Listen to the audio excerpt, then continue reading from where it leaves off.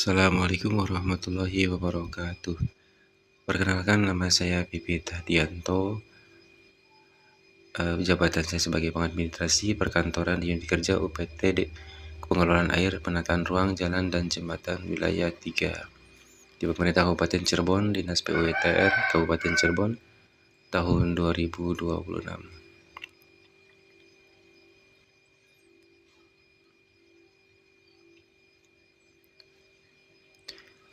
Pendahuluan, saya akan membuat sebuah laporan orientasi P3K, di mana saya akan memberikan sebuah laporan dalam orientasi ini, yaitu yang melatar belakangi dari laporan saya adalah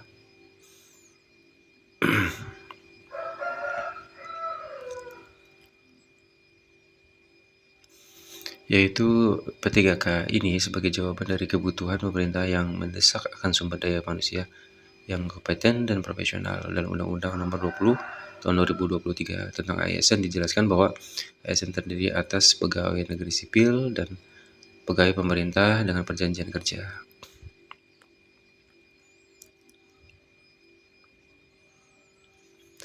Saya pelaku peserta orientasi P3K yang bertugas di UPTD Pengelolaan Air, Penataan Ruang, Jalan, dan Jembatan Wilayah 3 Kecamatan Jamblang, Kabupaten Cirebon, mendapatkan isu atau masalah diantaranya yaitu yang pertama, banyaknya jalan yang berlubang, yang kedua, kurangnya saluran air, yang ketiganya, kelengkapan dokumen kurang memenuhi syarat, kemudian 4, kurangnya keselamatan kerja, kemudian yang terakhir, banyaknya aduan warga tentang keamanan yang ada di sekitar jalan, jembatan, dan pemukiman.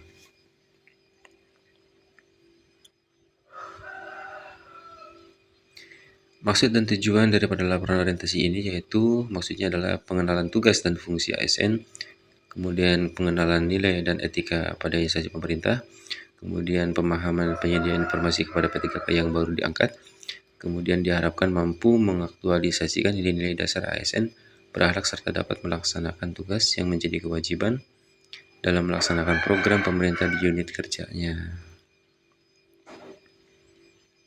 Itu maksud dan tujuannya. Berikutnya saya akan paparkan mengenai tujuan daripada orientasi ini, laporan ini maksudnya.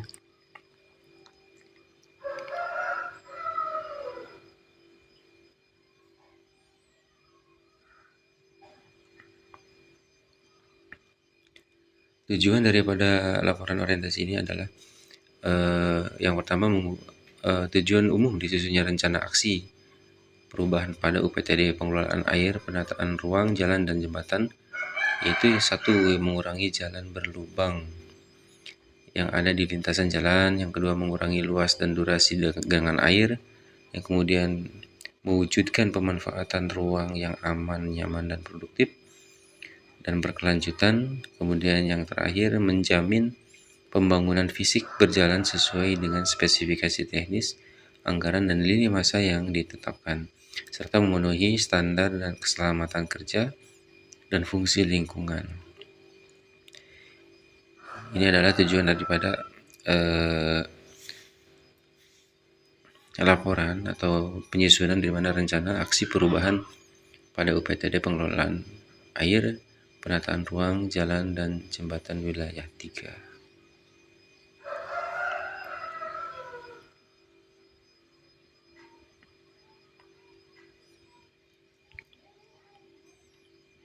Kemudian nilai dan etika pemerintah Kabupaten Cirebon. Visi dan misi. Visinya yaitu, adapun visi pembangunan daerah Kabupaten Cirebon adalah terwujudnya Kabupaten Cirebon yang berbudaya, sejahtera, agamis, maju, dan aman. Lalu misi daripada nilai dan etika ini adalah yaitu berbudaya mewujudkan masyarakat Kabupaten Cirebon yang menjunjung tinggi dan melestarikan nilai-nilai budaya. Kemudian misi berikutnya, sejahtera, meningkatkan kualitas hidup masyarakat melalui pemenuhan kebutuhan dasar. Yang ketiga, agamis, meningkatnya kualitas kehidupan masyarakat Kabupaten Cirebon yang senantiasa menerapkan nilai agama, budi pekerti, santun, dan beretika. Berikutnya, maju meningkatnya produktivitas masyarakat untuk lebih maju dan unggul. Kemudian yang terakhir, misinya adalah aman, memelihara keamanan dan ketertiban umum untuk mewujudkan kondusivitas daerah guna mendukung terciptanya stabilitas nasional. Itu adalah misi dari Badan Nilai Etika Pemerintah Kabupaten Cirebon.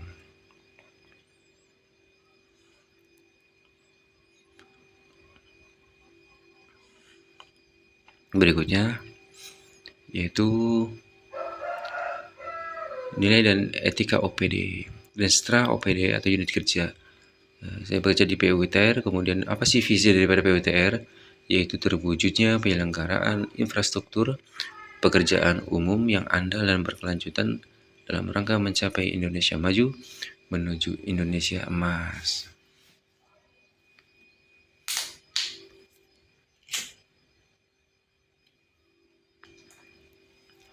Itu visi dari PUTR, di mana Restra OPD atau unit kerja yang saya tempati. Berikutnya apa misi daripada PUTR? Misi PUTR yaitu untuk menetralisasikan visi tersebut di atas yang barusan tadi saya sebutkan, yaitu yang pertama meningkatkan ketahanan nasional melalui pembangunan dan pengelolaan infrastruktur. Berikutnya meningkatnya pembangunan infrastruktur konektivitas jalan dan jembatan yang berkualitas dan terintegritas. Kemudian meningkatnya akses infrastruktur dasar pemukiman yang berkualitas. Kemudian meningkatkan ketersediaan sarana dan prasarana strategis. Kemudian meningkatkan kapasitas SDM bidang konstruksi dan infrastruktur. Kemudian yang terakhir menguatkan tata kelola pembangunan infrastruktur yang efektif, transparan, akuntabel.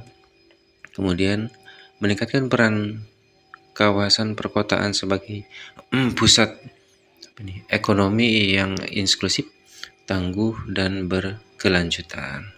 Itu dia misi daripada PUTR.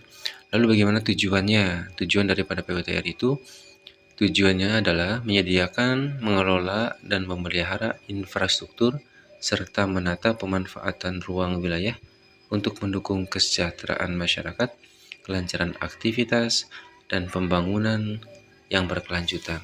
Itu dia tujuan dari PUTR.